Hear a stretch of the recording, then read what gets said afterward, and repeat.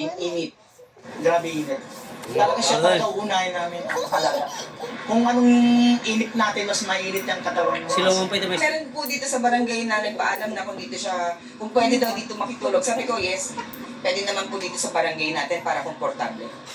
Sa isang pahayag, sinabi ng Meralco na nabalik ang kuryente sa barangay bandang 3:45 na madaling araw nito Miyerkules. Sa paunang investigasyon, may problema ang ilang kable na naging dahilan ng pagputok ng fuse ng transformer.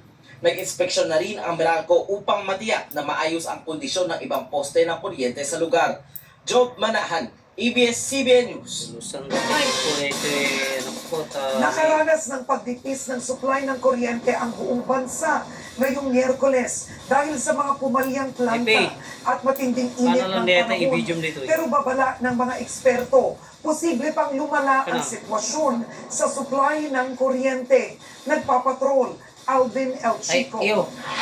Kaman, magalan din Isang stylist na si Seth sa nagkakasal na huwag mag-brown out sa Metro Manila. Apektado kasi ang kanyang hanap buhay kapag nawala ng kuryente. Ipos mo. Ang epekto niyan, Ipos mo ka lang.